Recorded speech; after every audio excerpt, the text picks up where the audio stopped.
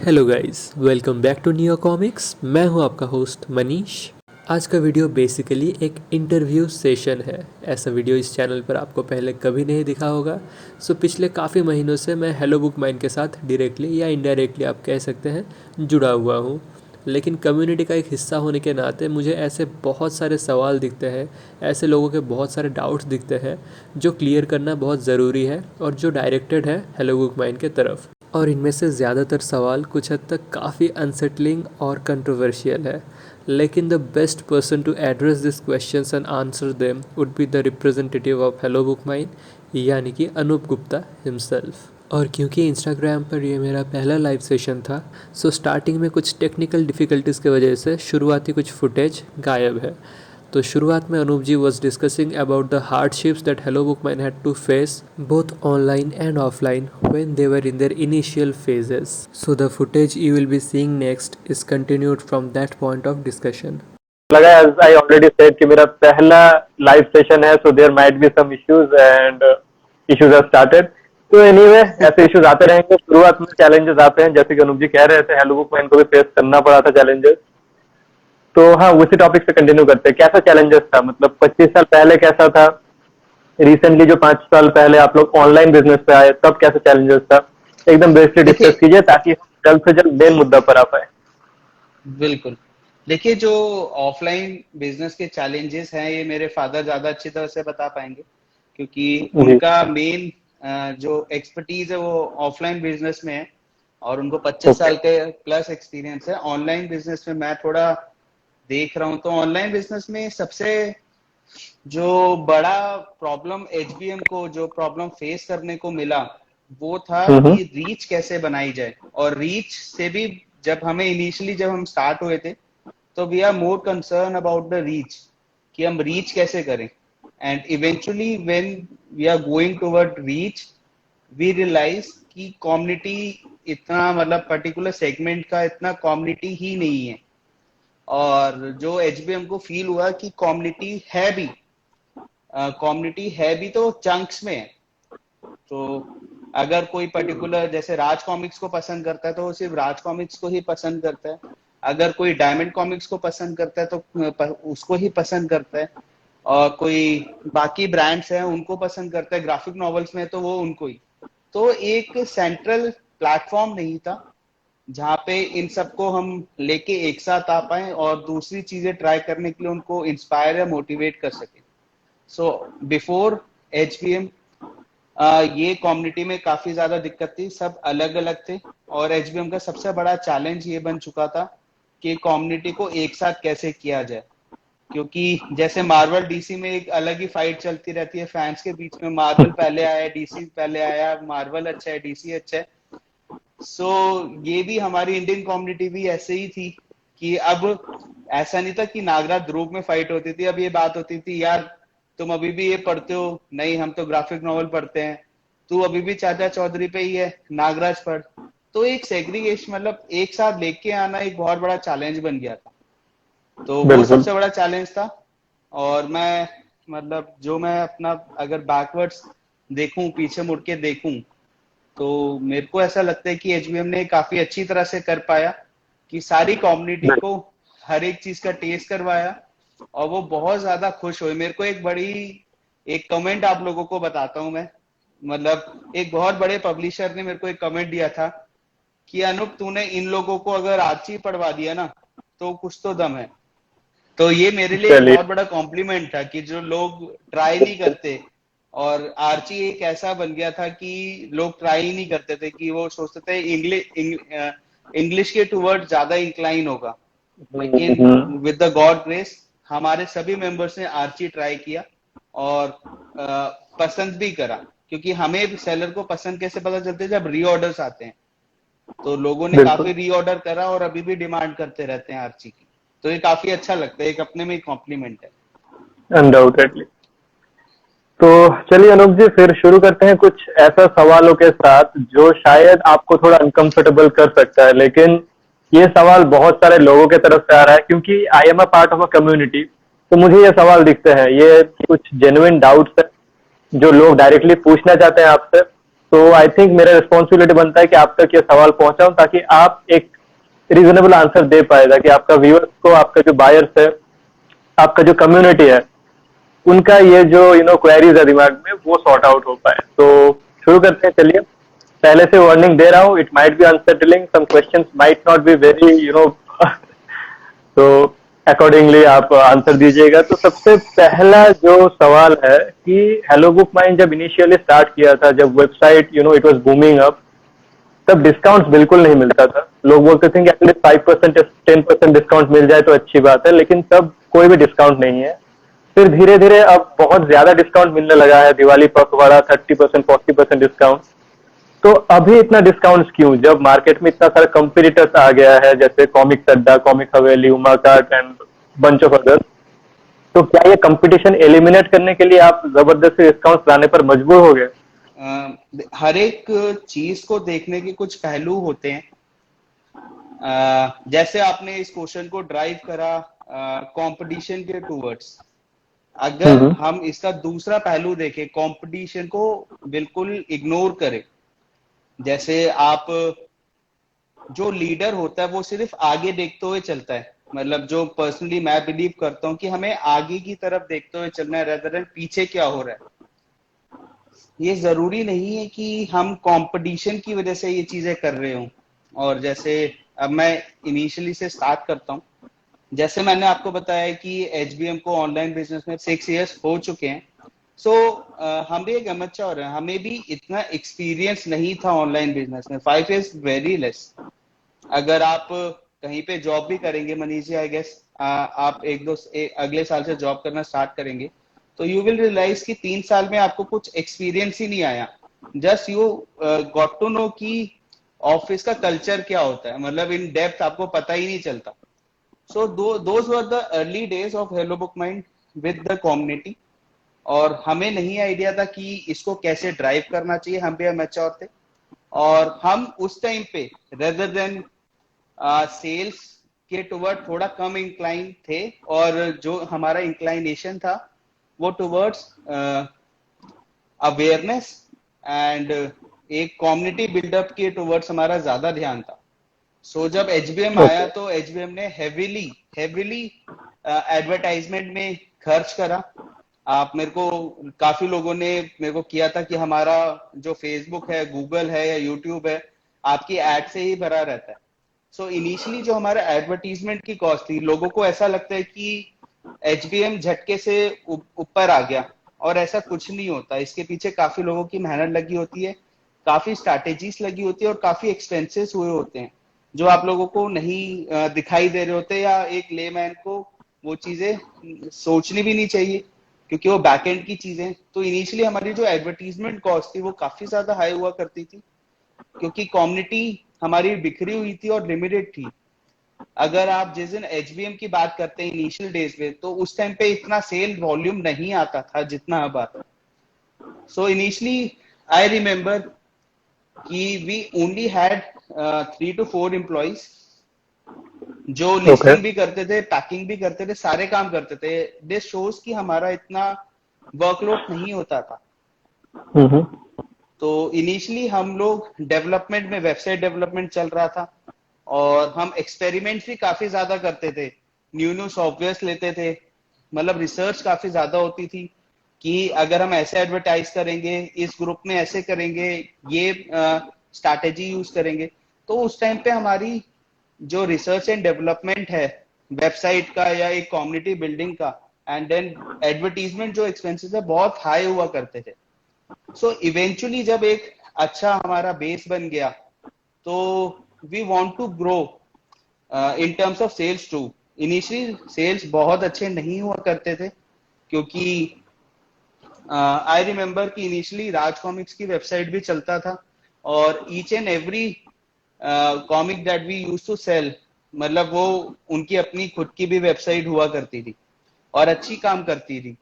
तो इनिशियली हमारा जो फोकस था वो एक कम्युनिटी बिल्डअप करने का था, एक स्ट्रॉन्ग बेस करने का था, और वेबसाइट को हम अच्छे से अच्छा कैसे कर सकते हैं, और इसके अच्छा अनुप जी, ज्यादा रहता था। बीच में टोक रहा हूँ थोड़ा। वेबसाइट डेवलपमेंट का काम तो अभी भी चल रहा है, अभी भी आप लोग कम्युनिटी बिल्डअप कर रहे हैं, एडवर्टाइजमेंट भी हो रहा है। रिसेंटली एक कुछ 2-2.5 मिनट का एडवर्टाइजमेंट देखा, बहुत प्रोफेशनल लग रहा था।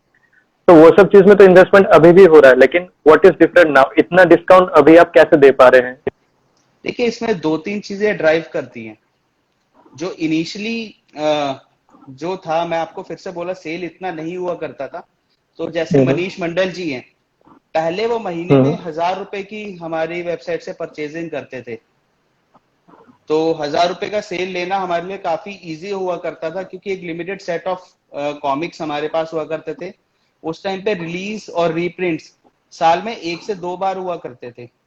तो जो रीडर की जेब पे जो खर्चा पड़ता था वो एक लिमिटेड पड़ता था। लेकिन इवेंचुअली आपको मार्केट, अब पब्लिशर हाइपर एक्टिव हो चुके हैं, इतने सारे ब्रांड्स आ चुके हैं, तो एक सेट जो जेब पर खर्चा आता है, तो उसमें अगर हम डिस्काउंट्स नहीं देंगे, लुक्रेटिव ऑफर्स नहीं देंगे, तो we might loss lot of sales.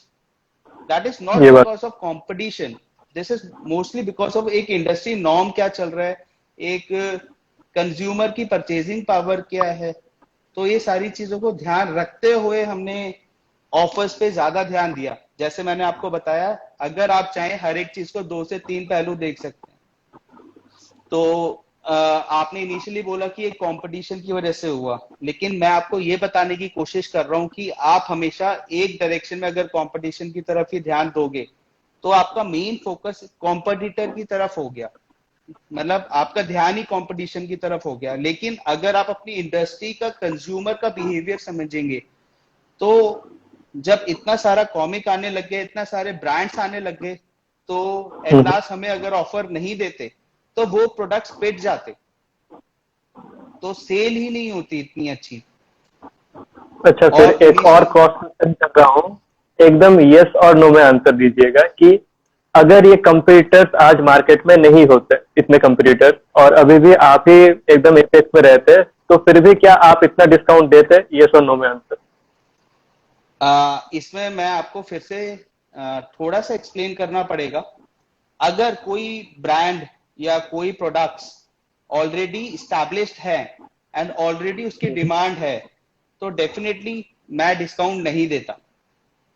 लेकिन अब मैं इसको ना करते हुए भी बोलना चाहूंगा कि अगर कुछ प्रोडक्ट्स जो मेरे को पर्सनली, देखिए, एक एचबीएम रिकमेंडेशन भी होता है, एक अनूप रिकमेंडेशन भी होता है।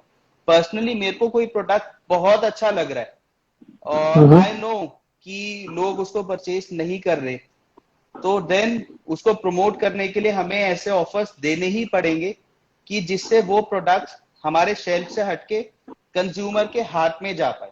Initially we have to do this, वरना नया कंज्यूमर नया प्रोडक्ट ट्राई ही नहीं करेगा। ये बात और तो है। मैं आपको एक एग्जांपल देना चाहूंगा।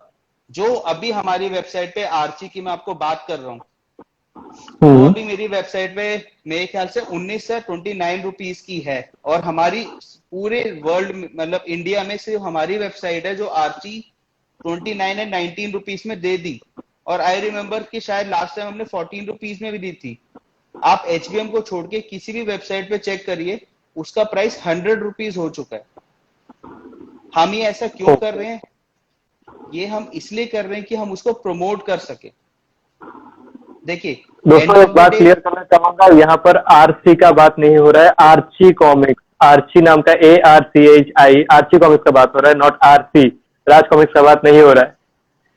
तो हमें ऑफर्स की तो इस वजह से हमें देना पड़ता है कि हमें वो प्रोडक्ट प्रमोट करना है, कोई ब्रांड को प्रमोट करना है। And and of the day हमें ये भी सोचना पड़ता है कि कंज्यूमर कितने रुपए की महीने में परचेजिंग कर सकता है, तो उसके हिसाब से भी पब्लिशर भी सोचता है, और ये रिटेलर की, ऑनलाइन स्टोर की भी एक रिस्पॉन्सिबिलिटी होती है कि ऐसा कॉम्बो और ऐसी स्ट्रैटेजी लेके आई जाए कि वो प्रोडक्ट हमारे स्टोर में की शेल्फ की जगह कंज्यूमर के शेल्फ में हो, उसके हाथ में हो, तो एंड ऑफ द डे हमें ज्यादा फायदा होता है।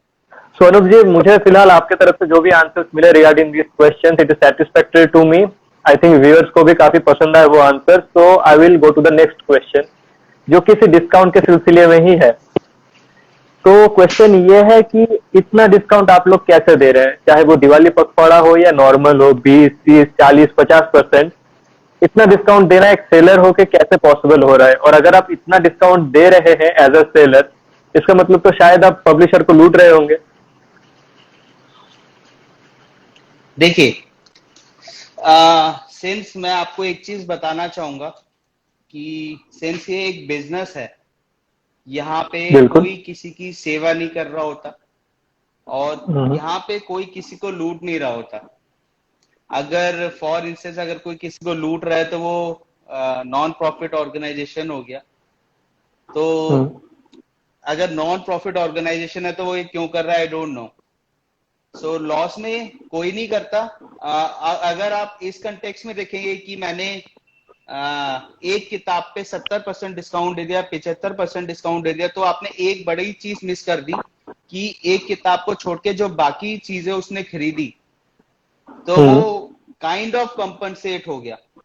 और एंड ऑफ द डे अगर कोई प्रोडक्ट नहीं लोग खरीदना प्रेफर कर रहे और नहीं अपने हाथों में लेना चाह रहे, तो हम्म। एज अ ऑनलाइन सेलर मैं ये समझता हूँ कि हमें कोई ना कोई स्ट्रैटेजी करनी ही पड़ेगी जिससे लोग एक बार वो प्रोडक्ट को ट्राई करें। आई रिमेम्बर कि एक हमने अभी पखवाड़े में ही लास्ट के दिन में हमने 21 किताबों का हिंदी साहित्य, वी वांट टू प्रमोट साहित्य बुक्स आल्सो, क्योंकि इंडिया में साहित्य एक जो हमारी संस्कृति है साहित्य, काफी हम्म। ज्यादा लोगों को यही नहीं पता व्हाट इज साहित्य, साहित्य होता क्या और किन किताबों को साहित्य बोलते हैं। और इवन ये भी नहीं पता होगा कि इंडिया में सबसे बड़ी साहित्य की कंपनी कौन है। जैसे कि मैं बहुत अपने दोस्तों से भी पूछता हूँ तो दे डोंट नो कि राज कॉमिक्स क्या होता है। और मतलब उससे भी बड़ा शॉकिंग मेरे को लगता है कि वेताल क्या होता है। They know Phantom but they don't know about Vetal. और वेताल एक अपने में इतना बड़ा नाम है इंडियन कॉमिक इंडस्ट्री में, तो ये लोग नहीं जानते। जब एक लुक्रेटिव ऑफर आता है, जैसे मैंने बताया 21 किताबों का सेट जो मेरे ख्याल से 420-421 रुपए का था, वो हमने मात्र 105 रुपए में सेल करा। That is coming around 70, 75, 80% discount. हम्म। आपको भी ये लगता है कि कोई हमें 80% डिस्काउंट पब्लिशर दे रहा होगा? और दूसरी बात, 80% डिस्काउंट अगर आप इग्नोर करें तो जो उसके ऊपर अब शिपिंग लगने वाली है, जो कि मेरे ख्याल से काफी पैकिंग, व्यूवर्स जुड़े शिपिंग। हुए हैं वो इंडियन पोस्ट करते होंगे। सो हम्म। 450 रुपए की किताब का मतलब हो गया 700-800 ग्राम। 700-800 ग्राम का उनको पता है कि इंडियन पोस्ट में कोरियर में कितना खर्चा लगता है, तो उसमें ही अराउंड 100-150 रुपए फिर से लग गए। मैंने हम्म। आप कंज्यूमर से 105 रुपए चार्ज करे हैं एंड मैं खुद फिर से उनको कोरियर करने के लिए 105-110 रुपए खर्च कर रहा हूं। तो ऐसा तो पॉसिबल नहीं है कि पब्लिशर मेरे को वो किताबें फ्री में देके जा रहा होगा। आई नो, मतलब सबको इतना मैथ्स आता है या कोई प्रॉफिट में नहीं करता, लेकिन एचबीएम ऐसा क्यों हाँ, करता मेरा है? भी कुछ हद तक मेरा सवाल भी वैसा ही था। लाइक जैसे आप बोले कि अगर मैं एक प्रोडक्ट के ऊपर डिस्काउंट दे रहा हूँ और लोग उसके साथ दूसरा प्रोडक्ट खरीद रहे हैं, तो दूसरे प्रोडक्ट के प्रॉफिट के साथ बैलेंस हो जाता है।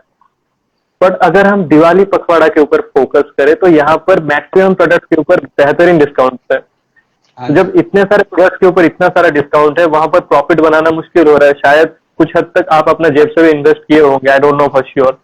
तो अगर हालत कुछ वैसा है कि आपको उतना प्रॉफिट नहीं हो रहा है, इतना सारा डिस्काउंट दे रहे हैं, देन वही बात होता है कि आप तो नॉन प्रॉफिट ऑर्गेनाइजेशन बन गए, तो बिजनेस का मतलब सेलर बनने का पॉइंट क्या रहा? बिल्कुल।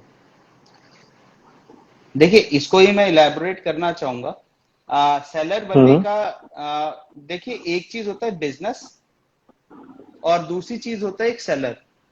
सेल एंड बिजनेस तो मतलब एक इंटर रिलेटेड पार्ट है, लेकिन business much is more of a wider term.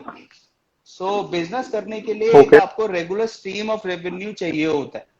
Hmm. For instance हमारा ये होता है कि फॉर इंस्टेंस एक पर्टिकुलर मंथ में मेरे को 1 लाख रुपीज के या 50-70 थाउजेंड रुपीज का प्रमोशन करना है, फॉर इंस्टेंस 10,000 रुपीज का प्रमोशन करना है। तो मेरे पास हम्म। दो ऑप्शन आते हैं। क्या मैं उनको 10,000 रुपीज या 20,000 रुपीज गूगल को दे दूं, यूट्यूब को दे दूं, फेसबुक को दे दूं, या वो 20,000 रुपीज मैं अपने कस्टमर को दे दूं time to time, not on regular basis, so this is just for to कि हम कुछ प्रोडक्ट्स को प्रमोट कर सकें और लोगों के हाथों में कुछ ऐसे प्रोडक्ट्स आ पाए जो कि वो मिस कर रहे हैं।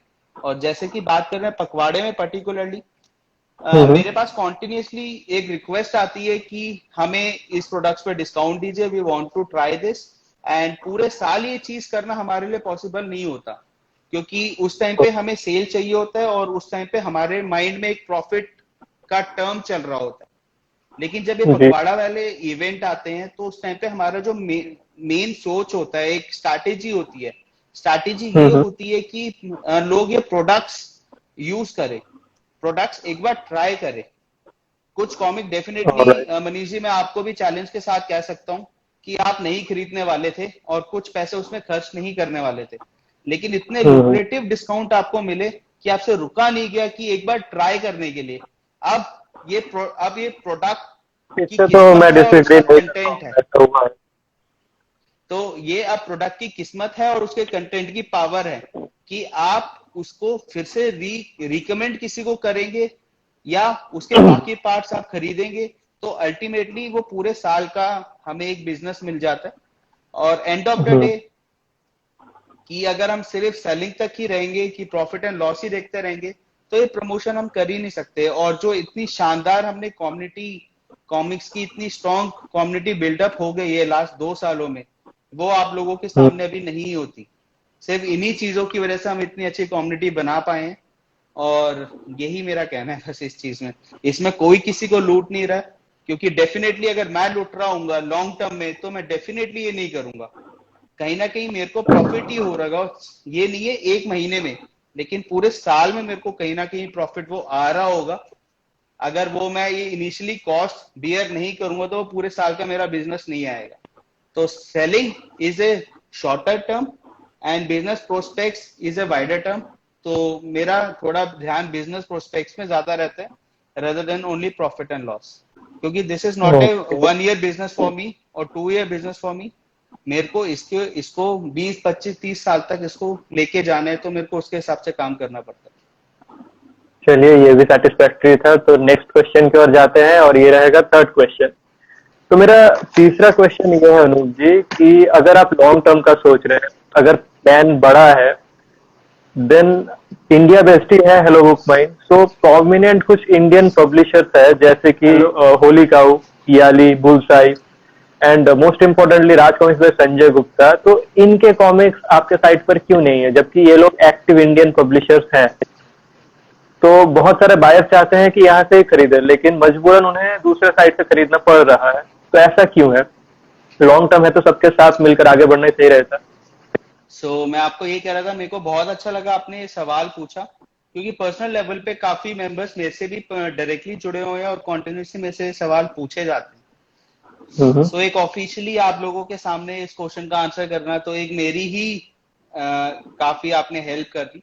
देखिए, इसके मेरे ख्याल से 2 से 3 रीजंस हैं। पहला रीजन जो मैं समझता हूं, पहला रीजन ये है कि जब कॉन्फ्लिक्ट ऑफ इंटरेस्ट थोड़ा सा, अगर इसको गलत सेंस में अगर आप कुछ लोग लेके चले जाते हैं, अगर आप ये समझे कि सेल का ओरिजिन कहाँ से हो रहा है या sale end of the day publisher की हो रही है, वो चीज थोड़ा सा चीज पब्लिशर इग्नोर कर देते हैं। ये प्रॉब्लम जब आती है कि पब्लिशर जब खुद भी सेल कर रहा है और उसका कोई डिस्ट्रीब्यूटर भी सेल कर रहा है या उसका ऑनलाइन स्टोर भी सेल कर रहा है, तो जो पब्लिशर होता है उसको कहीं ना कहीं ऐसा लगने लग जाता है कि एचबीएम पे अगर उसका प्रोडक्ट आ जाता है तो जो उसको पर्सनली सेल मिलती थी वो नहीं मिल पाती उसको। तो थोड़े से उनको खटास हो जाती है। से मतलब होना चाहिए ना कि पर्सनल हो, यहाँ से हो। हाँ, यहाँ पर उनका थोड़ा लॉस होगा क्योंकि यहाँ पर आप लोगों को एक अमाउंट देना पड़ता है, बट सेल से मतलब है। लाइक लॉस नहीं होगा मनीष जी, ये गलत टर्म है, लॉस नहीं होगा।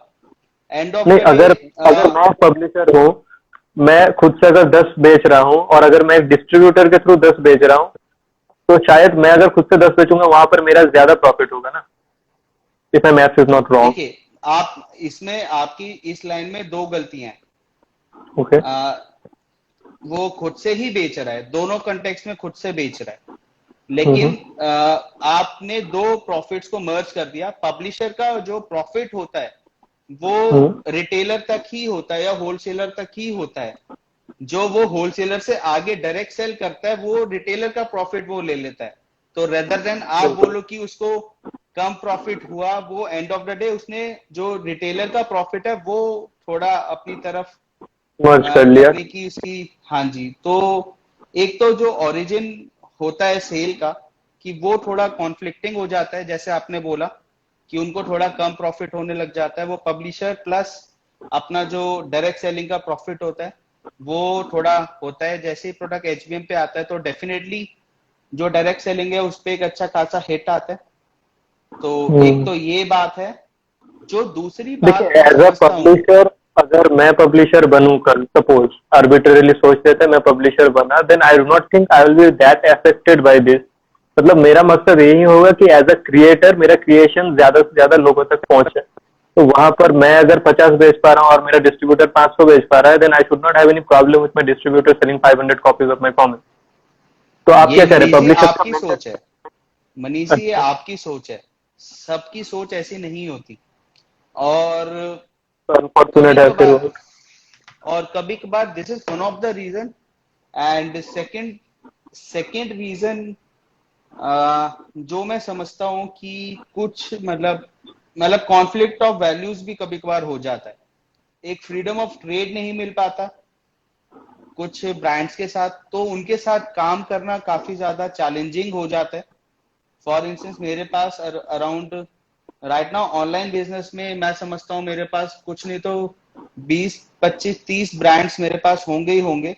और एक ऑफलाइन बिजनेस में मेरे पास इससे भी ज्यादा ब्रांड्स है जिनके साथ मैं डील करता हूँ। सो एक पर्टिकुलर ब्रांड की सारी टर्म्स एंड कंडीशंस के साथ काम करना पूरी वेबसाइट के में, क्योंकि एक वेबसाइट एक ऐसा एक this is kind of software. और अगर कुछ कस्टमाइजेशन करना है तो एक उसका अपना हाई कॉस्ट हो जाता है और पूरी स्ट्रैटेजी उसके अकॉर्डिंग बनानी पड़ जाती है। तो वो काफी ज्यादा बिल्कुल। प्रॉब्लमेटिक हो जाता है। तो कॉन्फ्लिक्ट ऑफ बिजनेस थोड़ा बहुत हो जाता है, वैल्यूज हो जाता है। और मैंने एक इंटरेस्ट भी बताया। तो इन रीजंस की चलते चलते इन चीजों की वजह से कुछ ब्रांड्स हमारे पास नहीं आ पा रहे। अब चलिए, एक और बाकी चीज ब्रांड का का मैं, छोड़ते हैं। If I am not wrong, bullseye और होली काउ का कॉमिक्स एक टाइम पर हेलो बुक फाइन पर अवेलेबल था, लेकिन उसके बाद से सडनली बंद हो गया। तो अगर आप वेगली मतलब रीजन बता सकते हैं, क्योंकि एक टाइम पर अवेलेबल था, मतलब शायद पॉलिसीज क्लैश नहीं हो रहे थे, तो उसके बाद ऐसा क्या हुआ कि had to discontinue your deal? Specifically कोई ऐसे उनके साथ कोई टर्म्स हमारे नहीं थे, मतलब कॉन्फ्लिक्ट वाले। लेकिन डेफिनेटली कुछ चीजें कॉन्फ्लिक्ट ऑफ बिजनेस हुआ and and of the day जैसे मैंने कुछ एग्जांपल्स आपको बताए कि हमारी बिजनेस टर्म्स नहीं मैच हो पा रही थी। इसकी वजह से उनके साथ बिजनेस राइट नाउ नहीं हो रहा है। और आशा करता हूँ फ्यूचर में जरूर हमारे टर्म्स उनसे मिले और हमारी फिर से उनके साथ काम करना स्टार्ट हो। मतलब ऐसा कोई मसला नहीं है कि आप लोगों का मनमानी है या कुछ, you guys are open to business, like ये आप लोगों की तरफ डेफिनेटली से। ठीक है, डेफिनेटली तो पब्लिश। To be very specific, Holy Cow की किताबें ग्राफिक नॉवेल्स काफी ज्यादा अच्छी हैं और उनका आर्टवर्क काफी अच्छा होता है। और बुलसाई का भी कंटेंट काफी अच्छा होता है। जो जिस जॉनरा में वो काम कर रहे हैं वो बहुत सारे ब्रांड्स नहीं कवर अप कर रहे और वो लोग कवर अप कर रहे हैं और उनका कंटेंट भी अच्छा है। तो हम्म। हमें तो कोई प्रॉब्लम ही नहीं है उनकी किताबें सेल करने से। चलिए, ये वीडियो अगर पब्लिशर तक पहुंच रहा है तो हेलो बुक फाइन की तरफ से सब कुछ क्लियर है, they are open to business. बस पॉलिसीज अगर क्लैश ना हो डेफिनेटली तो we can definitely see those definitely comic books in the index of hello Book fine. मतलब इसको मैं थोड़ा ऐड ऑन करना चाहूंगा। आप ये सोचिए हम जरूर क्यों सर। नहीं किताबें अपने स्टोर पे लाना चाहेंगे, क्योंकि अगर एक किताबें बिकती है तो हमें वो प्रॉफिट ही देके जाती है। तो लॉस कोई नहीं देके, बिल्कुल। हम अपना लॉस क्यों करेंगे। तो अनूप जी, ढेर सारा सवाल आ चुका है हमारे पास, तो मैं रिक्वेस्ट करूंगा कि आप वन लाइनर आंसर हो सके तो दे सके इनका। सबसे पहला सवाल आया था अभी प्लीज की तरफ से, अच्छा हेलो बुक माइन अपने कॉमिक स्टोर की तरह क्या वो अपना पब्लिकेशन हाउस भी खोल सकते हैं? देखिए, राइट नाउ अगर आप पब्लिकेशन में कहेंगे तो एचबीएम का अभी इंटरेस्ट नहीं है पब्लिकेशन में। हाँ, डेफिनेटली जिस हम्म। चीज की नीड है, जरूरत है just to build our business और स्ट्रेंथन आवर बिजनेस और अपनी कम्युनिटी को और ज्यादा स्ट्रांग कैसे कर सके, उसके लिए डेफिनेटली कुछ स्टेप लेने पड़ेंगे तो हम लेंगे। जैसे एक हमने एचबीएम मैगजीन की शुरुआत करी है, उसकी शुरुआत प्रॉफिट बेसिस पे नहीं करी है, हमने यही कोशिश करी है कि कम्युनिटी हमारी और ज्यादा स्ट्रांग हो। सिर्फ उनके लिए हमने एचबीए मैगजीन भी स्टार्ट करी है, लेकिन अदर देन दैट अभी पब्लिकेशन का हमारा इंटरेस्ट नहीं है, क्योंकि सेलिंग ही एक अपने में इतना बड़ा वेंचर है। हम अगर उसको ही सही ढंग से कर ले तो वो एक अपने में ही बहुत बड़ा अचीवमेंट है। जी, तो इसी सिलसिले में दूसरा सवाल गुप्ता रविंद्र जी से कि जैसे उमाकाट ने कुछ ओल्ड पब्लिकेशन के राइट खरीदे हैं, एचबीएम का भी कुछ वैसा प्लान है क्या? देखिए, जैसे मैंने आपको अभी बताया कि हमारा पब्लिकेशन में थोड़ा सा कम इंटरेस्ट है, क्योंकि जैसे मैंने ओके। बताया कि एक सेग्रीगेशन ऑफ वर्क होना चाहिए। और हम्म। आई डोंट थिंक सो कि एचबीएम अभी इतना स्टैब्लिश हो चुका है या इतना अपनी सारी ड्यूटीज उतनी इतनी अच्छी तरह से फुलफिल कर दी है कि वो फिर से हम्म। दूसरा एक बहुत बड़ा स्टेप उठाए। हमारी यही कोशिश है, मतलब पहले ऐसा हो हमने जो सकता है हमने कि ना पहले। पब्लिकेशन ठीक से हुआ ना सेल्स ठीक से हुआ, तो फिलहाल आप सेल्स बिजनेस इसी एस्पेक्ट पर फोकस रखेंगे, बाद में अगर यस, कॉन्फिडेंस यस, आया यस, तब जाकर पब्लिकेशन का सोचेंगे। बहुत यस। अच्छी राइट सोच नाउ है, अभी कोई कोई प्रॉब्लम। प्लानिंग नहीं है। तो और एक क्वेश्चन ये है, अच्छा क्वेश्चन है कि कॉमिक कॉन में क्या हेलो बुक माइन खुद को और इंडियन कॉमिक बुक इंडस्ट्री को प्रमोट करेगा? डेफिनेटली मेरा बहुत ज्यादा मन है कि हम कॉमिक कॉन में पार्टिसिपेट करें। अपकमिंग हमारा बुक फेयर होने वाला है जनवरी में, तो हम उसके लिए भी कहाँ ट्राई होगा ये? कर रहे हैं कि दिल्ली में ही प्रगति मैदान में जैसे वर्ल्ड बुक फेयर होता है, जहां पर वहीं पर बहुत इस बार स्टार्ट होने वाला है, तो उसमें भी हम कोशिश कर रहे हैं कि कोई ना कोई पार्टिसिपेशन हम कर पाए। सो पखवाड़े का इतना सारा ऑर्डर जो है उनका डिस्पैचिंग कब से स्टार्ट होने की उम्मीद कर सकते हैं? देखिए, हमने जैसे बताया अभी ये सेशन स्टार्ट होने से पहले ही कि हमने हम्म। 5 तारीख तक की रात तक, इवन 6 तारीख की सुबह तक के भी कुछ ऑर्डर कंसिडर करें, तो 6 तारीख के सारे ऑर्डर्स हमने प्रोसेसिंग से पखवाड़ा में डाल दिए हैं और उसकी अब मर्जिंग स्टार्ट कर दी है हमने। और मैं उम्मीद करता हूँ कि कल से हम फ्री गिफ्ट का एक लिंक देंगे कि जिससे कस्टमर चूज कर पाए कि उनको फ्री गिफ्ट में क्या चाहिए। तो ओके। फिर वो जैसे ही फाइनलाइज होता है, वी आर एक्सपेक्टिंग कि हम डिस्पैच वेडनेसडे से स्टार्ट करेंगे। ओके।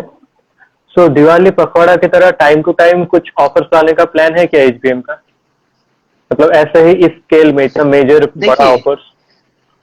देखिए एक दिवाली पखवाड़ा तो एक अपने में ही बहुत बड़ा इवेंट है, एंड हम पर्सनली पूरे साल उसके लिए बहुत ज्यादा एक्साइटेड रहते हैं। तो दिवाली पखवाड़े जैसा हमारे लिए कुछ करना काफी डिफिकल्ट होगा, क्योंकि पर्सनली हम मेरा भी एक पूरा फेस्टिवल मूड होता है, पूरी हमारी जो टीम है उसका एक फेस्टिवल मूड होता है, तो वो करना काफी डिफिकल्ट है हमारे लिए।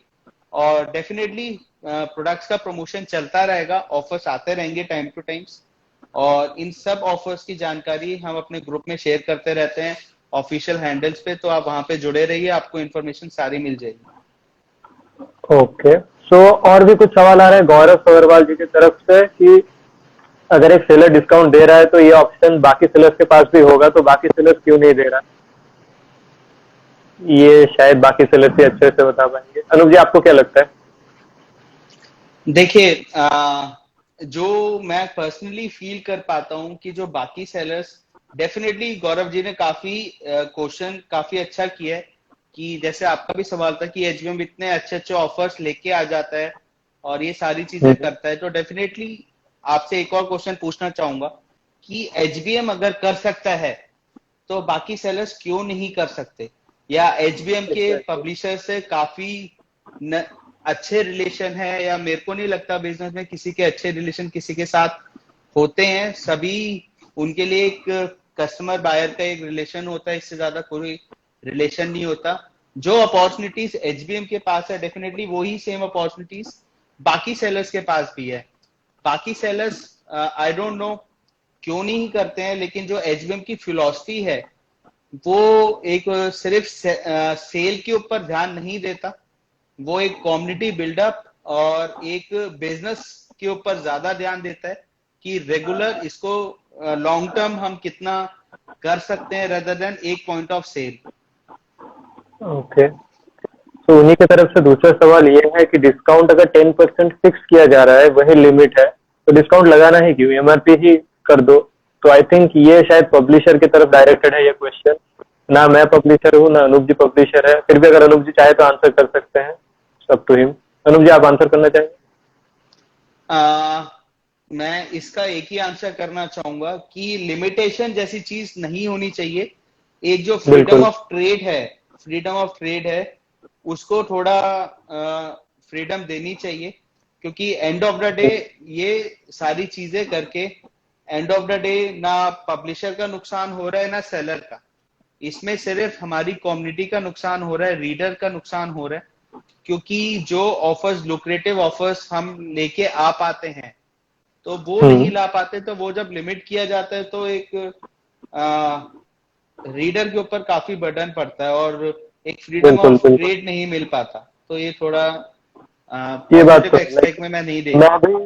मैं भी इस चीज से काफी कंफ्यूज हूँ कि बीइंग अ पब्लिशर, तुम अगर लिमिटेशन लगाना है तुमको, तो you can limit the amount you are giving to the retailers, the distributors. उनको अगर आपको 20% देना है, 30% देना है, वो आपके मुताबिक आप फिक्स कीजिए, लेकिन उसके बाद सेलर उसका क्या कर रहा है, I think that should be up to him.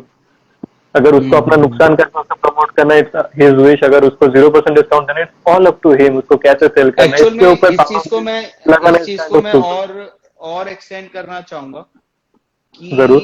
जो कम्युनिटी मैं इस टाइम पे देख पा रहा हूँ कि ये लिमिटेशन पब्लिशर भी क्यों लगाता है, क्योंकि बाकी सेलर्स उनको कहीं ना कहीं फोर्स कर रहे होते हैं कि मतलब we are incurring losses and we are not making that much amount of profits, so इसकी वजह से आई थिंक कि पब्लिशर को ऐसे स्टेप लेने पड़ते हैं। लेकिन मेरा सजेशन यही है कि लेना पड़ता है। जितना पब्लिशर से मेरा भी बात हुआ, I am not going to take any names, but some publishers have admitted that कि उनको डर लगता है कि अगर हेलो बुक माइन पर हम प्रोडक्ट दिए तो मे बी कल वो एक रिडिकुलस अमाउंट का डिस्काउंट देंगे और बाकी जो डिस्ट्रीब्यूटर्स है वो लोग खफा होकर उनसे माल उठाना बंद कर देंगे। So there is this tension in between publishers कि हेलो बुक माइन को अगर दिया जाए। इसमें मैं ऐड ऑन यही करना चाहूंगा कि publisher should be concern about their readers, not about their sellers. तो आज एचबीएम है या नहीं है कल किसी को फर्क नहीं पड़ता, लेकिन फर्क क्या पड़ता है कि उस रीडर को उस पब्लिकेशन की किताबें मिलेंगी या नहीं मिलेंगी। सो डिस्काउंट देने से पब्लिशर को भी अपना प्रॉफिट पूरा मिलता है और रीडर को भी जो उसका सबसे ज्यादा खास है उसको भी सबसे ज्यादा फायदा मिलता है। तो जो पब्लिशर ऐसा सोचते हैं कि एचबीएम को माल देने के बाद दे कांट कंट्रोल कि एचबीएम इस प्रोडक्ट का क्या करेगा, सो मैं उनको यही बोलना चाहूंगा कि ultimately we are promoting your products. मतलब जो प्रोडक्ट्स फॉर इंस्टेंस मनीष शायद 500 रुपए में नहीं खरीदना पसंद करेगा, लेकिन वो खरीदना चाहता है, लेकिन उसको वर्थ नहीं लगता क्योंकि उसने सिर्फ फोटोज देखा है, दूर से देखा है या डिजिटल फॉर्मेट में उसको पढ़ लिया है। मतलब जो उससे पेपर का फील है वो नहीं एस्टिमेट कर पा रहा, नहीं समझ पा रहा उसकी प्रिंटिंग क्वालिटी। लेकिन फॉर इंस्टेंस वो कहता है मेरे को ये 250 रुपए में वर्थ लगता है इसका and I am ready to pay 250 rupees, that is 50% discount. तो अगर एक बार ऐसा ऑफर लगा ही दिया जाए और मनीष जी को खुश कर दिया जाए तो क्या पता वो एक बार प्रोडक्ट देख के इतने ज्यादा ओवरवेल्म में, इतने ज्यादा सेटिस्फाई हो जाए कि वो नेक्स्ट टाइम 500 रुपीज में खरीदने में दोबारा कभी सोचेंगे ही नहीं। तो इसमें अल्टीमेटली पब्लिशर का ही फायदा हो रहा है, वो डर रहा है, घबरा रहा है, आई डोंट नो क्या सोच रहा है वो। बट जैसे कि आप कहें कि कल हेलो बुक माइन रहे ना रहे, एटलीस्ट रीडर्स के पास वो प्रोडक्ट होना चाहिए। तो उसी सिलसिले में मैं ये कहना चाहूंगा कि अगर आज वो हेलो बुक माइन को दिए प्रोडक्ट, हेलो बुक माइन उसको अच्छा खासा डिस्काउंट लगाया उसके ऊपर, उसको प्रमोट किया, कल बाकी डिस्ट्रीब्यूटर्स उस पब्लिशर के माल उठाना बंद कर दिए और हेलो बुक माइन परसों सपोज बंद हो गया, तब वो पब्लिशर क्या करेगा, क्योंकि he has to distribute his product. देखिए, है ना? आप अपने ही सवाल का जवाब अपने आप ही दे रहे हैं। इसका कैसे आंसर आपने दिया हम्म। कि यू आर सेइंग कि देयर इज ए डिमांड, और जिससे बिल्कुल। प्रॉब्लम था एचबीएम अभी नहीं है और वो प्रोडक्ट का डिमांड है, तो आपको नहीं लगता कि अपने आप सप्लाई होने लग जाएगा? जिस चीज की डिमांड है वो सप्लाई होने से कैसे रुक जाएगा? पब्लिशर चाहे डिस्ट्रीब्यूशन खुद ही नेटवर्क के ऊपर डिपेंडेंसी रहता है ना। देखिए, जब प्रोडक्ट्स की डिमांड एचबीएम ने क्रिएट कर दी, चाहे आप हम्म। खुद पैक करने लग जाए। मैं पर्सनली जानता हूं कि इस कॉमिक कम्युनिटी में मोस्टली हर एक रीडर के पास पब्लिशर्स के तक नंबर है, और उनको पब्लिशर से कनेक्ट करना कोई मुश्किल बात नहीं है। जो जो आप डिस्ट्रीब्यूशन चैनल कह रहे हैं, सो अगर हम्म। डिमांड होगा तो जैसे अभी कॉमिक कम्युनिटी का डिमांड हुआ, आपने देखा कि मशरूम्स की तरह कितने सारे सेलर्स स्प्राउट अप हो गए। तो जब बिल्कुल। डिमांड होता है तो सेलर्स अपने आप आ जाते हैं, और अपने आप एक मार्केट मार्केट में एक ही चीज चाहिए होती है, डिमांड। सप्लाई अपने ये आप बात। ही हो जाती है, आपको उसके लिए सोचने की जरूरत ही नहीं है। तो मार्केट में एक ही चीज की जरूरत है, सब डिमांड की। तो सप्लाई डिस्ट्रीब्यूशन चैनल तो अपने आप बन जाएंगे। आई डोंट नो पब्लिशर क्यों घबराता है इस चीज से। एग्रीड। तो और एक सवाल इम्पोर्टेंट है, what role do retailers play in helping publishers market their product? देखिए, इसके लिए सबसे पहली चीज, मैं एक चीज बड़ा ब्लंट होके बोलना चाहूंगा कि हम्म। Most of the publishers don't promote sellers, specially जिनका एक कॉन्फ्लिक्ट ऑफ इंटरेस्ट फिर से आ गया। जब पब्लिशर डायरेक्टली भी कस्टमर से डील कर रहा है, तो they always try to promote their own website and their own source. So publishers को बाकी सेलर्स को प्रमोट करना चाहिए, and time to time sellers को भी कोशिश करना चाहिए कि कोई ऑफर्स लाए और अवेयरनेस कैंपेन्स चलाएं, जिससे कॉमिक इंडस्ट्री के बारे में अवेयरनेस फैले। कि पर्सनली मैं भी अपने लेवल पे क्या करता हूँ, मैं अपने दोस्तों को एक एक कॉमिक जरूर गिफ्ट करता हूँ जो मेरे नियर एंड डियर वंस है। तो वो जब मेरे से कोई भी सवाल पूछते हैं, तो इन दिनों क्या कर रहा है, दोस्त पूछते हैं ना, क्या कर रहे हैं इन दिनों, हम्म। तो हम्म। मैं कोई भी कॉमिक निकाल के अपने, मेरी गाड़ी में कॉमिक्स थोड़ी बहुत 10-12 रहती हैं, एक कॉमिक निकाल के मैं कहता हूँ ये कर रहा हूँ तेरे लिए गिफ्ट, इसको पढ़ियो घर पे जाके। तो ऐसे भी हम प्रमोट कर सकते हैं अपने दोस्तों के साथ। सो ये रीडर कर सकता है, लेकिन आई डोंट नो कि हम में से कितने लोग करते हैं ये चीज। तो एक फनी सवाल है कि कॉमिक कॉन में आप कौन सा कैरेक्टर बनना चाहोगे? ध्रुव, नागराज, इतना सारा जो variety of Indian comic book characters है, आप कौन सा बनना चाहोगे?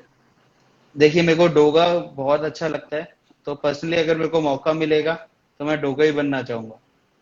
तो दोस्तों, अगर आप लोग कॉमिक कॉन अटेंड कर रहे हैं और आपको कोई डोगा दिखे, तो हो सकता है वो अनूप जी है। एक सवाल है हमारा हेलो बुकमैन का एक मॉडरेटर की तरफ से, अनुभव राकेश जी से, कि अनूप भाई, आप तो सेलर है, लेकिन क्या आप खुद बुक्स, नॉवेल्स या कॉमिक्स पढ़ते हैं, टाइम निकालते हैं इनके लिए? देखिए, मैं बहुत ज्यादा डाई हार्ट कॉमिक रीडर नहीं हूँ। I like comics, specially I am much more incline towards graphic novels. मेरे को कॉमिक्स अच्छा लगता है, लेकिन ग्राफिक नॉवेल्स मेरे को पर्सनली, एक पर्सनल टेस्ट मेरे को ग्राफिक नॉवेल्स की टुवर्ड्स ज्यादा है। और मैं हम्म। नहीं कहूंगा कि मेरे को बहुत ज्यादा इंटरेस्ट है एंड मेरे को पसंद है कॉमिक्स पढ़ना। लेकिन अगर मैं आप मेरे से पूछेंगे कि अनूप आपको पढ़ने में सबसे अच्छा क्या लगता है, सो मेरे को एक एक राइटर है रविन्द्रनाथ टैगोर, मेरे को सबसे ज्यादा पसंद है रविन्द्रनाथ टैगोर जी को मतलब एक पढ़ना। सिंगल पे है तो। हाँ जी। सो कभी कभार मैं अगर रात के 2-3 बजे रविन्द्रनाथ टैगोर पढ़ रहा हूँ, तो मैं कभी कभार लिटरली मेरे को 6-7 चक्कर लगाने पड़ जाते हैं अपने पूरे घर के, कि वो डाइजेस्ट करने में कि ये इन्होंने क्या लिख दिया। इतनी स्टोरीज इतनी अच्छी होती है उनकी। और सेकेंडरी, मेरे को बिजनेस बुक्स पढ़ने में काफी ज्यादा इंटरेस्ट आता है। मेरे हमेशा टेबल पे कोई ना कोई बुक रहती ही है। जैसे अभी मैं पढ़ रहा हूँ getting things done, David Allen की, और अभी भी कोई ना कोई किताब मेरी टेबल पे रहती है। सो मेरे को बिजनेस रिलेटेड बुक्स पढ़ने में काफी ज्यादा मजा आता है। पर्सनल चॉइस, अगर नो डाउट मैं अगर बुक स्टोर पे जा रहा हूँ तो उनका बिजनेस सेक्शन हमेशा चेकआउट करता हूँ। उसके बाद अगर कोई मेरे को शॉर्ट स्टोरीज मेरे को काफी ज्यादा पसंद है, चाहे वो किसी भी राइटर की हो, मैं पढ़ने में ज्यादा मेरे को मजा आता है। लेकिन जो रविन्द्रनाथ टैगोर है उनकी मैं पूरी नॉवेल्स भी पढ़ सकता हूँ काफी easily. So let's get back into my question here. तो मेरा सवाल इस बार थोड़ा पेचीदा हो सकता है। It's regarding some of the Hello Book Mine moderator.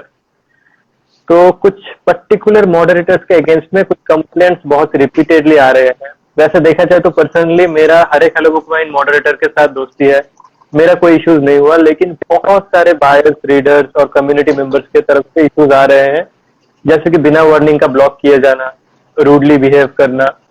तो आपका क्या राय है इन सारी चीजों के बारे में? एक अगर बिना वार्निंग का किसी को ब्लॉक किया गया तो ही हैज नो क्लू कि वो ब्लॉक क्यों हुए। मे बी उसके लिए वो मुद्दा काफी छोटा था, मे बी मॉडरेटर उसको गलत समझा।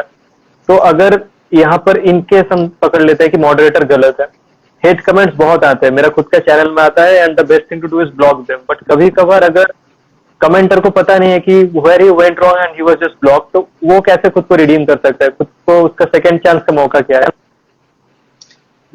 देखिए, मैं कुछ ना चीजें काफी ज्यादा डे वन से क्लियर था, और हमारी पूरी टीम, चाहे वो वेबसाइट की हो या हमारा ऑनलाइन स्टोर, ऑफलाइन स्टोर, और चाहे ग्रुप, सबको अपनी ड्यूटीज एंड रिस्पॉन्सिबिलिटीज का मैंने काफी ज्यादा अच्छा सेग्रीगेशन कर रखा है और सबको बता रखा है। फ्रॉम डे वन मेरे को ये चीज क्लैरिटी थी कि वेबसाइट इज समथिंग एल्स, बिल्कुल different entity, and HBM group is kind of बिल्कुल डिफरेंट एंटिटी। उसमें इंटर रिलेशन हम नहीं रखना चाहते थे। कभी कभार पहली बार मॉडरेटर्स को कोई भी आइडिया नहीं होता कि हु इज वन ऑफ, मतलब हमारा टॉप मोस्ट कस्टमर कौन सा है, और उसके साथ उसके पास ऐसी कोई इंफॉर्मेशन नहीं होती, ना ये इंफॉर्मेशन होती है ये तो हमारी वेबसाइट से परचेजिंग ही नहीं करता। तो मॉडरेटर्स आर टोटली अनअवेयर कि ये चीजें होती हैं, क्या इंफॉर्मेशन है इसके रिगार्ड में बिजनेस मॉडल के। और कभी कभार क्या होता है, जो जो टॉप हमारे कस्टमर्स होते हैं, ऑटोमेटिकली जैसे एचबीएम का ऑफिशियल ग्रुप है तो उनको एक थोड़ा सा रहता है कि हमें एक अच्छी तरह से ट्रीटमेंट मिले, एक अबव एवरेज हमारा एक्सपीरियंस आना चाहिए, जो कि मेरे ख्याल से एक जस्टिफाइड भी है कि आप हमारे रॉयल कस्टमर हो। तो एक रॉयल कस्टमर जो टॉप मोस्ट कस्टमर होता है थोड़ा और अपना ध्यान रखवाना चाहता है, ये उसका थोड़ा रहता है। लेकिन जो हमारा बिजनेस मॉडल है और ये जो कम्युनिटी मॉडल है, ये बिल्कुल डिफरेंट है। हमारा जब हम ग्रुप में हम काम करते हैं, हमें ये फर्क नहीं पड़ रहा होता कि हमारे ये कस्टमर हमसे कितनी परचेजिंग करते हैं या ये वाले कस्टमर हमसे परचेजिंग ही नहीं करते। हमें सिर्फ ये चीज का उस टाइम पे ध्यान दिया जाता है कि हम अपनी कम्युनिटी कैसे स्ट्रांग बनाए और कितनी अपनी कम्युनिटी को ग्रो से बड़ी करें। सिंस जैसे मैंने आपको बताया कि मेरे को पर्सनली ऑनलाइन बिजनेस में 5-6 साल हो चुके हैं, और आपको थोड़ा सा भी अगर आप हमारे डे वन से जुड़े हुए हैं तो हमारा ग्रुप आज की डेट में सिर्फ आई गेस 1.5 years ओल्ड है। तो हमें भी बहुत ज्यादा एक्सपीरियंस नहीं है कि ऑनलाइन कम्युनिटी को कैसे ड्राइव करना चाहिए या उसको कैसे उसके साथ बिहेव किया करना चाहिए। सो हम भी काफी चीजें सीख रहे हैं। मॉडरेटर्स का एक चीज मुझे काफी अच्छा लगता है कि एग्रेसिव प्रमोशन बहुत ज्यादा हो रहा है। Aggressive promotion in the sense कि बाकी भी सेलर्स है बट उनका अप्रोच वैसा नहीं रहता। जबकि हेलो बुक मैन ग्रुप में मैं देखा हूँ ऑकेशनली कुछ कंपटीशंस आते रहते हैं, कुछ post of the week and those kind of stuff which is really beneficial for the Indian comic book industry. So hats off to the moderators for that. लेकिन कीपिंग ऑल दैट असाइड, इतने moderators के बीच में से कुछ particulars के बारे में ही रिपीटेडली ये कंप्लेंट्स आ रहे हैं। So is there a chance that sometimes the moderators are wrong, and if they are, who is governing the moderators and what should be the subsequent action? देखिए, जैसे कि मैं पहले क्लियर कर दूंगा कि कोई भी मॉडरेटर के साथ मेरा पर्सनल कुछ इश्यूज नहीं है। It's just question of the people, community. तो देखिए, जैसे मैं आपको बताया कि कोई भी, हम भी नए हैं इस इंडस्ट्री में, और सोशल मीडिया में स्पेशली हम अमेच्योर है, हमें इतना ज्यादा आइडिया नहीं है, हम भी सीख ही रहे हैं। सो मॉडरेटर्स कभी भी नेगेटिव अप्रोच में काम नहीं करते। सो जैसे मैं आप लोगों को बता रहा कि डेफिनेटली हम भी सोशल मीडिया में नए हैं, कि कभी कभार डेफिनेटली मॉडरेटर से भी चूक हो जाती है, और लेकिन 99% वो सारी सिचुएशन को काफी अच्छी तरह से हैंडल करते हैं। वो पूरी मॉडरेटर मंडली के साथ डिस्कस करते हैं एंड उसके बाद कोई डिसीजन लिया जाता है। और जहां तक कि ब्लॉग की बात है, पर्सनली मैं आपको एक चीज बताऊंगा कि इनिशियली हमें भी ग्रुप चलाना नहीं आता था कि ग्रुप के एडमिन्स राइट्स क्या क्या होते हैं और ये बटन से क्या होता है, टू बी वेरी ऑनेस्ट। सो कभी कभार हमें गलती से भी लोगों को ब्लॉक कर दिया जाता था, लोगों को बिल्कुल स्टॉनिश आ जाता, ये हो क्या गया, मेरे को क्यों ब्लॉक कर दिया गया। तो डेफिनेटली वो फिर जब मॉडरेटर्स को कांटेक्ट करते हैं तो उन लोगों के नाम फिर से हमारे जो एक प्राइवेट ग्रुप है वहां पे बातचीत चर्चा चलती है कि इसको ब्लॉक क्यों किया गया, और इवेंचुअली पता चल जाता है कि ये बाय मिस्टेक ब्लॉक हो गया था। तो हाँ, डेफिनेटली जो ब्लॉक हुआ उसको ऐसा नहीं लगता कि मेरे को गलती से ब्लॉक कर दिया होगा, लेकिन ऐसी भी सिचुएशन आती है और नो वन इज परफेक्ट। लेकिन हम अब मेरे को नहीं लगता कि ऐसी अब दिक्कत आई हुई होगी, क्योंकि हमें भी अब 1-1.5 साल से एक्सपीरियंस हो गया है कि ग्रुप के सारे ऑप्शन एंड फीचर्स का कैसे यूज किया जा सकता है और कैसे यूज कर सकते हैं उनको। और बाई चांस अगर कोई भी मेंबर ब्लॉक हो गया है तो वो हमें मेरे को पर्सनली मेल कर सकता है, mail@hellobookmind.com हमारे कस्टमर केयर पे मैसेज कर सकता है, या उससे भी अच्छा हमारे किसी भी मॉडरेटर को कांटेक्ट कर सकता है, या एचबीएम की एक प्रोफाइल है या एचबीएम का एक पेज है उनको मैसेज कर सकता है कि मेरे को ब्लॉक कर दिया विदाउट एनी वार्निंग, एक बार आप चेक करिए और मेरे को रीजन बताइए मेरे को ब्लॉक क्यों किया गया। चलिए ठीक है, गलती से हो गया है। जो लोग ब्लॉक, जिनको अभी तक रीजन क्लियरली पता नहीं, वो लोग रीच आउट कर सकते हैं। अनूप जी कह चुके हैं कैसे कैसे वेरियस वेज से वो लोग रीच आउट कर सकते हैं and then they will be unblock. तो आखिरी सवाल की तरफ जाते हैं आज का, कि हेलो बुक माइंड का सर्विस पहले जैसा क्यों नहीं रहा। सर्विस इन द सेंस कि ऑर्डर अभी लेट से शिपिंग हो रहा है, गलत ऑर्डर्स आ रहे हैं, कि कभी बुक्स मिसिंग है तो कभी बुक्स एक्सचेंज है, ऑर्डर कुछ किया आया कुछ और। पेमेंट रिलेटेड इश्यूज बहुत ज्यादा हो रहा है, पेमेंट के बाद प्रोसेसिंग बहुत लंबा टाइम तक, कभी कभी पेमेंट फेल्ड हो रहा है, फिर जाके hello book mind customer service को कांटेक्ट करना पड़ता है। सो 1 साल पहले इतना इश्यूज नहीं था, अभी इतने इश्यूज क्यों आ रहा है, और जरूर आप लोग कोशिश करेंगे कि इश्यूज को रिजॉल्व किया जाए। तो उसका क्या प्लान है, कैसे इन इश्यूज को रिजॉल्व करेंगे आप लोग, क्योंकि काफी टाइम से, लास्ट कपल ऑफ वीक्स और मंथ से ऐसे कंप्लेंट्स बहुत फ्रिक्वेंटली आ रहे हैं। तो आपका अप्रोच क्या रहेगा आगे, ताकि ऐसे कंप्लेंट फ्यूचर में और ना आए। देखिए, जहां तक पहले हम उठाते हैं कि ऑर्डर्स फेल्ड की ज्यादा कंप्लेंट आ रही है और ऑर्डर अनएक्सपेक्टेडली कैंसिल हो जाते हैं, पेमेंट डिडक्ट हो जाता है।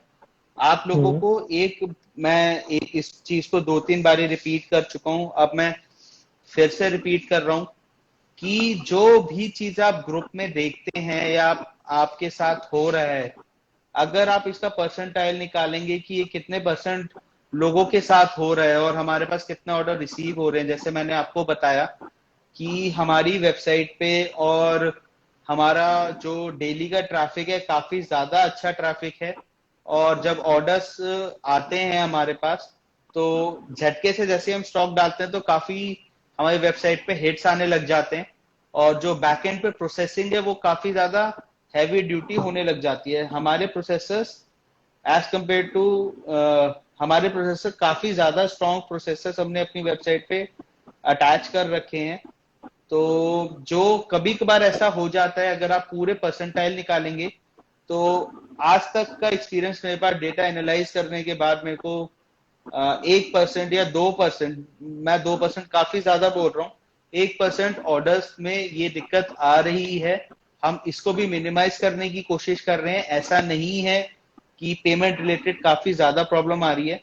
और जो ये तो एक जब बहुत ज्यादा ट्रैफिक आता है जब ये इशू आता है, एंड पास 10 डेज मैं कुछ देख रहा हूँ कि ऑर्डर्स प्रोसेसिंग में है एंड आफ्टरवर्ड्स वो 6-7 घंटे बाद फेल्ड हो गए। तो इसका इशू अभी तक हम डिटरमाइन नहीं कर पाए हैं कि ये पर्टिकुलरली क्यों हो रहा है। एक तो होता है वेबसाइट पे बहुत ज्यादा ट्रैफिक है, आप ऑर्डर प्लेस करने की कोशिश कर रहे हो, वेबसाइट पे बहुत ज्यादा लोड हो गया, उस टाइम पे कुछ ऑर्डर स्किप हो जाते हैं और वो इवेंचुअली वेबसाइट कैच नहीं कर पाती कि इस पे की पेमेंट आ गई है या नहीं, तो इवेंचुअली वो कैंसिल कर देती है। तो उसका मैं परसेंटाइल बताया 1% से ज्यादा नहीं है। और ये भी 1% का, ये 0.5% भी नहीं है जो मैं बता रहा हूँ कि कुछ ऑर्डर्स प्रोसेसिंग होने के बाद भी आफ्टर 6-7 आवर्स वो कैंसिल हो रहे हैं। तो इसको हम इस पे कर रहे हैं काम कि ये किस वजह से हो रहा है, और डेफिनेटली मैं आशा करता हूँ कि ये प्रॉब्लम होगा आपको सामना नहीं करना पड़े। और जैसे ही बात आती है ऑर्डर्स की डिस्पैच की, कि ऑर्डर्स का डिस्पैच कैसे हो रहा है, लेट हो रहा है, ऐसा क्यों हो रहा है, देखिए इसके बारे में मैं आपको बताना चाहूंगा कि with the God grace traffic काफी ज्यादा हो गया है वेबसाइट पे, एंड नंबर ऑफ ऑर्डर्स काफी ज्यादा हमारे पास बढ़ गए हैं। सो ड्यू टू कोविड काफी लोग, जो काफी स्टाफ होता है, जो हमारा रेगुलर स्टाफ था, कोविड की वजह से अपने गांव चले गए हैं। तो हम कॉन्टिन्यूस बेसिस पे नई हायरिंग करते रहते हैं। अब फिर से मैं आपको बताऊं कि कुछ ऑर्डर्स का, जैसे आपने बोला, इसका थोड़ा सा परसेंटाइल ज्यादा है कि गलत कॉमिक पहुंच रहा है या कोई प्रॉब्लम आ रही है कि पैकेजिंग में कोई शिकायत है। अगर मैं पैकेजिंग में भी परसेंटाइल में बात शिकायत है, करूं, जैसे सिंगल इश्यूज है या फिर big size yes yes, comics है वो डैमेज आ रहा है, जबकि हेलो बुक में used to be well known for their excellent packaging. हाँ तो तो मैं अभी इसको ही कंप्लेंट रेट ज्यादा है। इसको भी अगर मैं परसेंटाइल में बात करूं तो 1-2% से ज्यादा नहीं है। ओवरऑल हम सारी कंप्लेंट्स की बात करें तो वो 2.5-3% से ज्यादा ऊपर नहीं जाता है किसी भी month. 2.5-3% is very high for us. And उसमें क्या इशू आता है, जब भी हम नई हायरिंग करते हैं, जब भी नई हायरिंग करते हैं, नया स्टाफ आता है, तो ये प्रॉब्लम्स बढ़ जाती है हमारे साथ। हम उसको ट्रेनिंग करने की पूरी कोशिश करते हैं, लेकिन अगर वो कोई ऑर्डर निकाल रहा है, हमने उसको एक इनवॉइस दे कि सारी किताबें दो, उसको हम 1 से 2 हफ्ते प्रॉपर ट्रेनिंग देते हैं कि ये किताब ये होती है, ये किताब ये होती है, ये किताब ये होती है, लेकिन इवेंचुअली मतलब हम 10 दिन बाद उस पर ट्रस्ट करने लग जाते हैं, और उसकी फिर मिस्टेक थोड़ी सी, उसका रेट थोड़ा बढ़ जाता है। जब भी न्यू हायरिंग होती है उसका सबसे बड़ा ड्रॉबैक ही ये है कि उसकी तरफ से शिकायतें थोड़ी ज्यादा हो जाती है, लेकिन इवेंचुअली जैसे वो ट्रेन हो जाता है ये सारी चीजें हो जाती है, ठीक हो जाती है। तो ये थोड़ा सा तो इसको होपफुली हम और फ्यूचर ज्यादा में ये जो इसको परसेंटाइल ऑलरेडी है ये और भी मिनिमाइज होगा, ये आपका दावा है? बिल्कुल होगा, और हम इसके लिए बैकएंड पे काफी चीजें कर रहे हैं। हमने पूरा एक ब्लूप्रिंट बना रखा है कि इसको मिनिमाइज टू 1% या पूरा 0.5% कैसे करें। उसके लिए हमें काफी इंफ्रा में चेंजेस करने पड़ेंगे, एक वर्कफ्लो में चेंज करने पड़ेंगे। जब भी देखिए हमारे ग्रुप पे कंप्लेंट्स आती है तो वो हमें फोर्स कर देती है अपना पूरा वर्कफ्लो को सोचने के ऊपर कि हम कहाँ गलती कर रहे हैं। तो जो पिछले दिनों ऑर्डर्स लेट हुए हैं, हमने 2 से 3 बारी अपना पूरा वर्कफ्लो का जो तरीका होता है वो चेंज करा। पहले हम ये करते थे कि कोई भी स्टाफ आएगा, वो ऑर्डर निकालेगा, फिर एक बंदा चेक करेगा, फिर वो कोई और पैक करेगा। फिर हमने ये सोचा कि नहीं, एक ही ऑर्डर निकालेगा, उसको चेक करेगा, पैक करेगा। फिर जो चेक करने वाला वो पैक नहीं कर पा रहा अच्छी तरह से।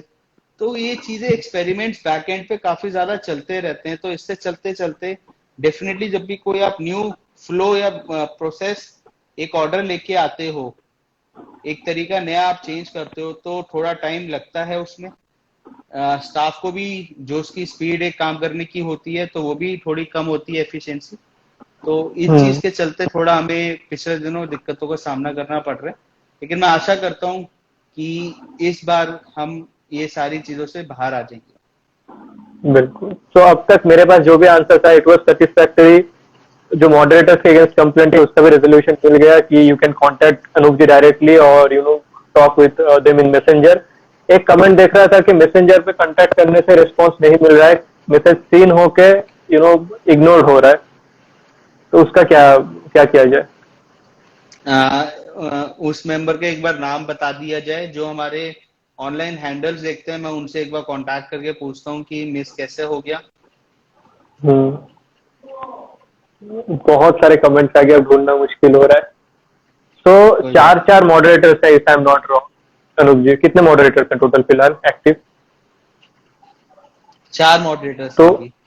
तो आप जिससे आपका शिकायत है उनके अलावा बाकी कोई ना कोई तो मॉडरेटर होगा जिससे आपका सही बनता होगा, तो उनसे पूछिए उनको आप रिक्वेस्ट कर सकते हैं कि अनब्लॉक किया जाए। तो आई या थिंक ही आप विल टेक लोग दैट। हमें मेल कर सकते हैं, आप हमें मेल कर सकते हैं, मेल का एक्सेस मेरे पास भी रहता है और हमारी पूरी टीम के पास भी रहता है। तो आप वहां पे मेरा नाम भी लिख सकते हैं, तो वो मेरे को टैग हो जाएगा और वो मेरे बिल्कुल इनबॉक्स में आ जाएगा, मैं चेक कर लूंगा। ठीक है। और भी कुछ सवाल आ गए हैं, इनका आंसर फटाफट देकर आज के लिए समाप्त कर देंगे। HBM ऐप का कोई प्लान है क्या? डेफिनेटली प्लान है। और अराउंड देखिए हमारी वेबसाइट पे भी बैकएंड पे वर्किंग चल रही है और ऐप पे भी वर्किंग चल रही है। मैं आशा करता हूँ जनवरी में आपको ऐप देखने को मिलेगी। और हम वेबसाइट के लिए कोशिश कर रहे हैं कि नेक्स्ट ईयर जून में एक आपको रीडिजाइन वेबसाइट भी मिल सकती है, अगर सब कुछ वाह, सही गया तो। जैसे दिवाली में भी काफी रीडिजाइनिंग किया गया था, इफेक्ट काफी अच्छा लग रहा था, ओवरऑल कलर स्कीम भी चेंज किया गया था ब्लू से पर्पल की तरफ। It was looking quite nice. Hmm. तो गाइस आज का लाइव सेशन यहीं पर मैं रैप अप करने वाला हूँ। It was quite long but productive nonetheless. बहुत सारा सवाल था, कुछ कंट्रोवर्शियल था, एंड सो फार मुझे जो आंसर्स मिला आई वाज रियली सेटिस्फाइड, क्योंकि अनूप जी काफी अपना कंपोजर रख के ये सारे आंसर्स किए हैं, एक न्यूट्रल व्यू पॉइंट से किए हैं। सो मैं सेटिस्फाइड हूँ। I don't know about you guys, आप लोगों का भी जितना रिस्पॉन्स देखा, आप लोग भी ये सारे आंसर से काफी सेटिस्फाइड हैं। तो आई थिंक आज के लाइव सेशन वाज सक्सेस। हालांकि पहला लाइव सेशन था, I missed up a couple of times, but yeah overall impact में इसका कोई गलत असर नहीं हुआ। Thank you Manish ji, thank you Manish ji, आपने इतना अच्छा लाइव सेशन किया और मेरे को मौका दिया अपने लाइव सेशन में इनवाइट करा। मेरे को काफी अच्छा लगा। मेरे को हमेशा अच्छा लगता है कि फैंस और जो इस कॉमिक कम्युनिटी के इन्फ्लुएंसर है जो विदाउट एनी मोटिव, जैसे मनीष जी भी अपना टाइम दे रहे हैं, 1 से 1.5 2 घंटे हो चुके हैं। मनीष जी डॉक्टर MBBS की पढ़ाई कर रहे हैं। आई पर्सनली नो कि इसकी पढ़ाई कितनी डिफिकल्ट होती है और उसके साथ इस कॉमिक कम्युनिटी के टुवर्ड्स वो इतना अपना टाइम दे पा रहे हैं। तो I really appreciate Manish ji कि आप इतना हाँ, एफर्ट्स कर रहे हैं। Thank you for inviting me to your live session. Welcome. So guys फिलहाल के लिए इतना ही। शुभ रात्रि, डिनर कर लीजिए। आशा करता हूँ आज का ये लाइव सेशन आप लोगों को काफी अच्छा लगा। चैनल को अगर सब्सक्राइब नहीं किया तो अभी कर लीजिए। यूट्यूब पर नियो कॉमिक्स आप टाइप करने से आपको मिल जाएगा। तो guys take care, bye bye. Anup ji good night. Bye bye, good night Manish ji, सबको बाय बाय, टेक केयर।